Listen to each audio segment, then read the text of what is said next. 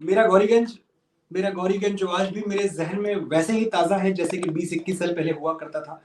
तो गौरीगंज बहुत बदल गया, लेकिन मेरे दिलो दिमाग में गौरीगंज बिल्कुल नहीं बदला, एग्जैक्टली वैसा है जैसे हुआ करता था।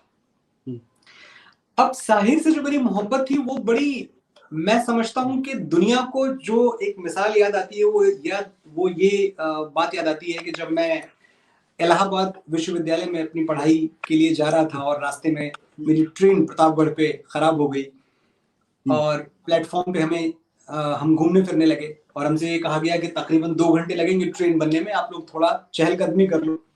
और मैं प्लेटफॉर्म नंबर 1 पे गया, AH व्हीलर के जो बुक स्टॉल्स हुआ करते थे, और वहां एक किताब रखी हुई थी जी। तो वहां मैं किताबों के पन्ने पलटने लगा, यहाँ वहां क्या देखूं क्या पढ़ूं। अचानक प्रकाश पंडित का एडिट किया हुआ जो एक संकलन था साहित्य की नज़मों का, हाँ, हिंद पॉकेट बुक्स पे था, उर्दू के लोकप्रिय शायर सीरीज में, तो वो रखा हुआ था। मैंने उसको उठाया और उसका पहला पन्ना पलटा तो पहले पन्ने पे लिखा हुआ था कि दुनिया ने तजुर्बातो हवादिस की शक्ल में जो कुछ मुझे दिया था लौटा रहा हूं मैं। वाह वाह। हाँ, तो मुझे लगा यार शायर इससे बड़ी बात तो कोई कह नहीं सकता और इससे सीधी बात कोई नहीं कह सकता कि मेरी तमाम शायरी जो है वो सब वही है जो आपने मुझे दिया है, जो मुझे हालात ने दिया है, जो मुझे जमाने ने दिया है, मैं उसको प्रोसेस करके अपने शब्दों में आपको ही वापस कर रहा हूँ। तो ये बात मुझे बहुत अंदर तक टच कर गई। फिर मैंने जब आखिरी पन्ना पलटा किताब का, जहां के उसका प्राइस लिखा होता है, तो प्राइस लिखा हुआ था 18 रुपए। वो 18 रुपए बहुत ज्यादा थे मेरे लिए, लेकिन एक थोड़ी देर कशमकश चली मेरे पेट में और साहिर में, क्योंकि ये पता था कि अगर ये बुक उठा ली तो कम से कम अगले 4 से 5 दिन आप ब्रेकफास्ट नहीं कर पाओगे। आप जो बन मक्खन खाते हो रोज सवेरे उठ के दुकान पे जाके इलाहाबाद में, वो आपका चला जाएगा, वो सैक्रिफाइस हो जाएगा। पर साहिर साहब जीत गए, मेरी भूख हार गई और मैंने साहिर साहब को लिया, किताब उठाई। जब तक मैं प्रतापगढ़ से इलाहाबाद पहुंचता तब तक मेरा जहन मुंबई पहुंच चुका था और मैं ये तय कर चुका था कि जो साहिर ने किया कुछ वैसा ही मुझे भी करना है।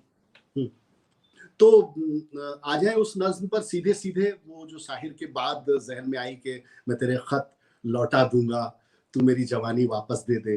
तो ये पहली जो एक कड़ी थी या ये जो पहला इश्क था, तो पहले इश्क की जो खुशबू होती है वो आम इंसान के जहन से नहीं जाती। फिर हम और आप तो शायर बिरादरी में आते हैं और इस खुशबू को इजाफा, वो किसी ने कहा भी है कि खुशबू को फैलने का बहुत शौक है मगर मुमकिन नहीं हवाओं से रिश्ता किए बगैर।